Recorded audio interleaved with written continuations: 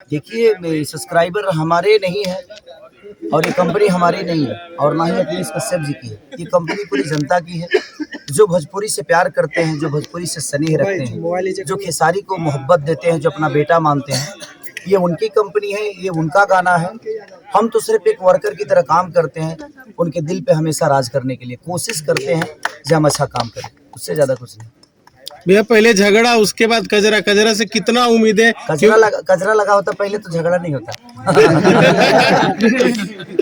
कचरा नहीं लगा पहले, इसीलिए झगड़ा हो गया। तो हम कहने कि अब इसके बाद झगड़ा ना हो, इसीलिए मैं चाहता कि कचरा लगा दे ताकि नजर गुजर ना लगे, झगड़ा ना हो। इसीलिए हम सोचे कि पहले भाई हम तो बोले थे कि पहले कचरा लगा दीजिए ताकि झगड़ा ना हो, लेकिन नहीं पहले झगड़ा कराते हैं फिर हम कचरा लगा देंगे ताकि सब लोग झगड़ा का भी मजा ले ले और कचरा का भी मजा ले ले।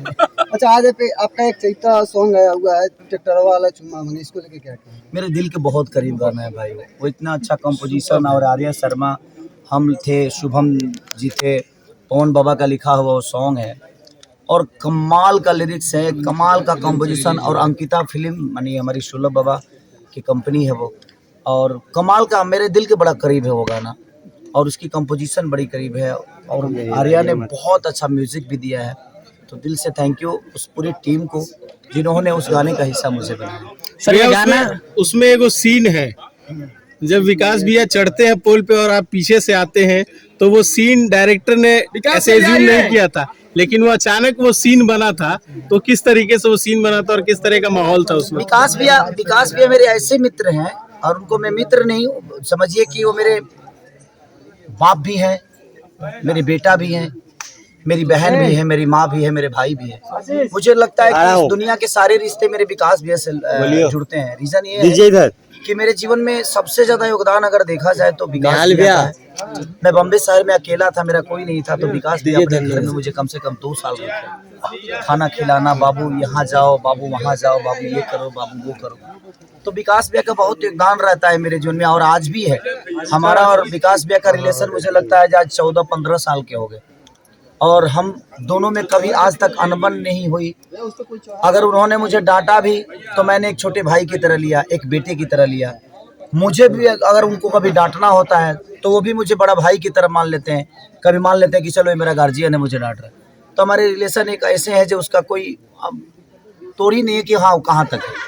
सर 15 मार्च का आपका बर्थडे था, उस दिन जब बर्थडे सेलिब्रेट कर रहे थे तो बहुत सारे लोग को इनका ये कहना था कि खेसारी जी के हाथ से जब मुझे मिलेगा तब हम लेंगे। तो इतना सारा जब दर्शकों से प्यार मिलता है, क्या कहना चाहेंगे सर? क्या मिलेगा?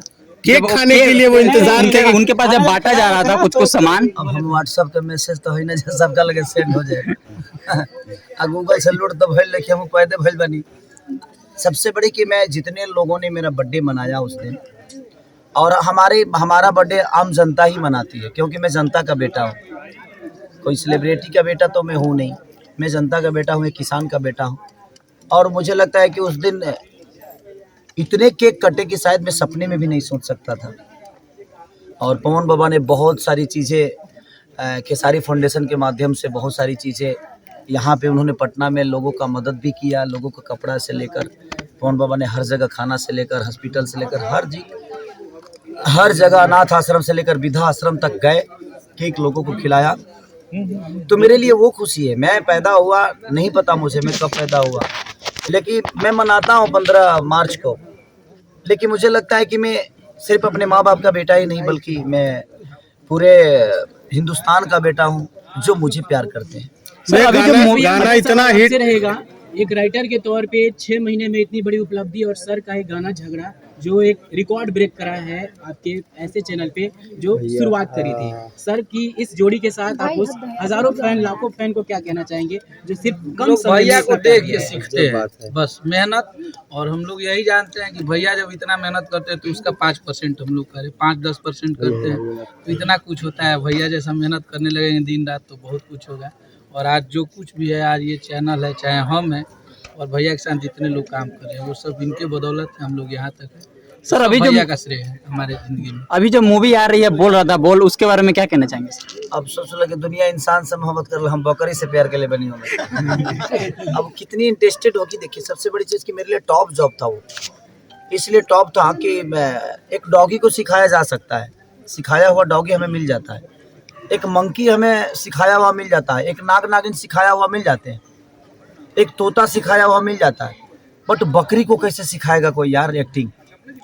और उसके साथ मैंने रोमांस किया है, बकायदे वो मेरे बेड पे है, बेड पे उसके साथ गाना किया हूँ मैं, उसके साथ बाइक पे बैठकर उसके साथ रोमांस किया हूँ, खेतों में कहाँ कहाँ नहीं है, उस बकरी के पीछे क्या कहानी होती है। वो प्यार का परिकाष्ठा है। मोहब्बत के लिए कोई इंसान नहीं चाहिए। अगर आपके अंदर दिल में मोहब्बत है ना, तो जानवर भी इंसानों से बेहतर हो जाता है। वाह भैया गाना इतना हिट हुआ, उसके पीछे जो टेक्नीशियन जो मेहनत करते हैं, डायरेक्टर हो, टेक्नीशियन हो, उनके लिए क्या संदेश होगा जो लगातार आपके साथ खड़े रह के सर, गाने को मेरे हिट संदेश कराते हैं? नहीं, वो है तभी हम हैं। मेरे कहने का मतलब जैसे आज आर्यन देव जी हैं, अशोक जी हैं, इनकी पूरी टीम है, कैमरामैन से लेकर लाइटमैन तक। हम तो सिर्फ एक मूर्ति है कि दुनिया हमें प्यार करती है, लेकिन मुझे लगता है कि उस कारीगर का भी उतना ही बड़ा हाथ है जिसने इस मूर्ति को बनाया है, और इस मूर्ति को बनाने में हमारे टेक्नीशियन की बहुत बड़ी। भैया आपके वादे के अनुसार सौम्या पोखरेल को काम मिली है, किस गाने में काम मिली है जरा बताना चाहेंगे? भाई वो गाना भी वैसा ही है, जितनी इमोशन उसके दिल में मेरे लिए है, वैसा ही मैं गाना भी कर रहा हूँ। और एक राधा का जो प्यार था कृष्ण के प्रति, वही मैं सौम्या के दिल में मैंने देखी। और वो बड़ी प्यारी बच्ची है, उसके हस्बैंड भी आए हुए हैं, दोनों बहुत एक दूसरे से प्यार करते हैं।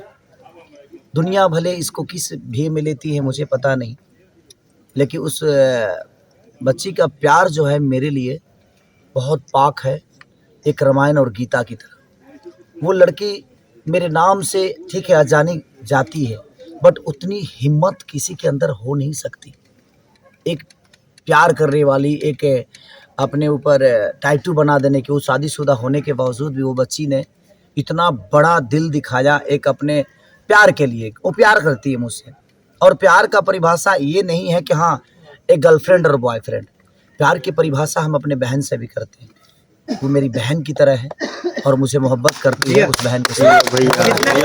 कितना कॉपरेट कर पाए हैं उनके एक्टिंग में, क्योंकि आपके साथ काम करना काफी ज्यादा टफ होता है, कितना कॉपरेट हो पाया देखिए, है? वो मेरे बहन के साथ साथ वो एक एक्टर है। जब हम पर्दे पे आते हैं, जब हम कैमरा के सामने होते हैं, तो वही रोल वो अदा करती है जो उसको करना है, और वही रोल अदा मैं करता हूँ जो मुझे करना है। और मेरी कोशिश है, पहली बार वो बच्ची काम कर रही है, मैं ईश्वर से प्रार्थना करूँगा उसके उज्जवल भविष्य के लिए, कि वो जो गाना आएगा तो शायद आपको भी पता चलेगा कि पहली बार काम करें। इतना प्यार उस बच्ची को दे दीजिए कि शायद वो बार बार आप सबके बीच में अपने एक्टिंग के माध्यम से आप सबका मनोरंजन कराता है। मतलब जब से आपने उसको वादा किया था तब से उसे लगातार ट्रोल किया जा रहा था। बहुत लोग कह रहे थे कि खेसारी ने फ्लो में तो बोल दिया लेकिन काम नहीं देगा, फिर आज आप उसके साथ शूट कर रहे, इसको लेकर क्या कह रहे हैं? एक बात बताऊँ आपसे, जो नदी में डूबा है ना, उसको गहराई का पता होता है। जो डूबा ही नहीं, जो कभी पानी देखा ही नहीं, उसको क्या पता है गहराई का मतलब। जो मेरे पास हैं उनसे पूछिएगा, वो बताएंगे कि मैं कैसा इंसान हूँ। तो मैं दुनिया को सफाई नहीं दे सकता। मैंने उस बच्ची से वादा किया था, तो आपको पता चला ना, आज उसके साथ काम कर रहा हूँ। वो क्या एक्टिंग करती है नहीं करती है मुझे पता नहीं, बट मुझे लगा कि मैंने वादा किया है, और हो सकता है किसी वादे के बदौलत वो बच्ची अपने जीवन में कुछ कर जाए। शायद खेसारी लाल यादव पहली बार मौका दिया, वो बच्ची अगर आगे सीखे, डांस सीखे, एक्टिंग सीखे, तो शायद बेहतर कर सकती है। तो शायद हमारे भोजपुरी इंडस्ट्री को, या इस इंडस्ट्री को, या इस दुनिया को एक और अच्छा आर्टिस्ट मिल जाएगा। मेरी कोशिश यही रहती है, और मैं लगातार नए लड़कियों के साथ इसीलिए काम कर रहा हूँ कि कब तक हम सबको यहाँ दुनिया में नाम कमाने का हक है। और शायद हम एक ही आदमी को प्रमोट कर करके आगे तो बढ़ा देते हैं, लेकिन उससे नई प्रतिभा नहीं आ पाती है। तो मेरी कोशिश है, जैसे मैं जितने भी लोग हैं नए नए लोगों के साथ काम करके, मैं पुराने कंपनियों के साथ बहुत कम काम करता हूँ। मैं काम करता हूँ नई जो कंपनी 5 लाख में स्टार्ट हुई है। अखिलेश कश्यप जी के पास कुछ पेमेंट नहीं थे, आज ईश्वर ने बहुत कुछ दे दिया। आदि शक्ति की बात कर रहा हूँ मैं आपसे। आदि शक्ति का पहला गाना जब मैं गाया था तो मात्र 45,000 रुपये उनके पास थे। 45,000 रुपये पवन पांडे ने दिया था उनको, और आज वो कंपनी कम से कम 15 करोड़ की है। कोई क्षमता नहीं थी। तो हमारे पास वो अगर गट्स है कि हम किसी को बढ़ा सकते हैं तो कोशिश हर आदमी को करना चाहिए कि अपने लोगों को बढ़ाइए। आपके अपने जब मजबूत होंगे तो मुझे लगता है कि सबसे ज़्यादा आप मजबूत होते हैं। कहीं ना कहीं सौम्या को मौका देने का, किसी नए टैलेंट को मौका देने का बिल्कुल देना चाहिए। ट्रोल ये हुए थे कि कह रहे थे कि जैसे सौम्या जी ने टैटू बना लिया है तो भैया ने उनको काम दिया, प्रमोट किया, लेकिन लोगों का कहना ये था जो बैक से कहते हैं कि भैया उनको साथ नहीं देते हैं जो रियली में टैलेंटेड है, सिर्फ टैटू बनाने वाले लोगों को भैया प्रमोट कर रहे हैं। नहीं, वो मुझे दिखना चाहिए ना कि उसके अंदर टैलेंट है, उसको मेरे पास आना चाहिए, मिलना चाहिए। अब हम ज्योतिषी तो है ना जो घर घर हम अपन ज्योतिष फेंक ले बनी कितना होता है। तू सुतलो में डायलॉग अच्छा बोलता रहे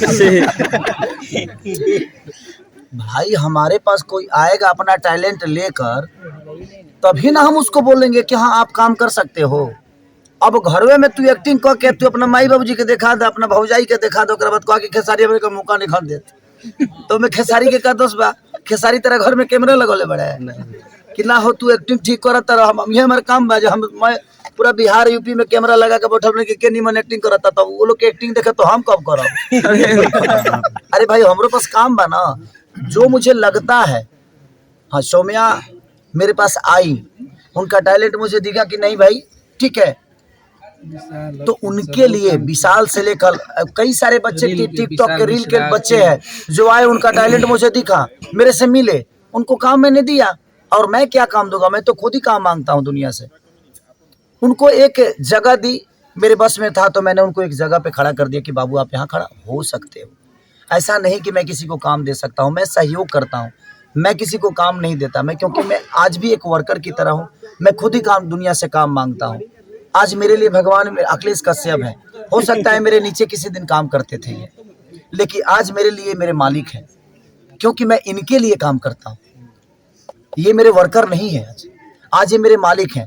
तो मैंने अपने वर्कर को भी मालिक बनाया इसलिए ताकि मुझे लगे कि नहीं मेरा मालिक मेरा वर्कर भी हो सकता है। भैया उन श्रोताओं के लिए क्या जो आपको लाखों प्यार देते, करोड़ों प्यार देते, उनके लिए क्या संदेश होगा?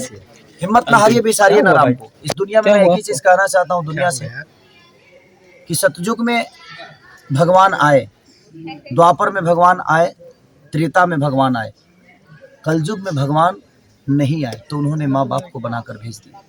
जिस तरह हम मंदिर में जाकर अपनी ज़रूरतों की बातें कह देते हैं, उसी तरह हम अपने माँ बाप से भी वही बातें कहते हैं और हमारी ज़रूरत पूरी होती है। भगवान करे या ना करे, लेकिन हमारे माँ बाप हमारी ज़रूरतों को पूरी करते हैं। तो इस दुनिया में सबसे बड़ा अगर कोई भगवान है तो माँ बाप। माँ बाप का सेवा करिए, दुनिया में कोई काम मुश्किल नहीं है। थैंक यू भैया इतनी देर। अवार्ड शो को लेकर क्या कहेंगे, जैसे कि लिट्टी चोखा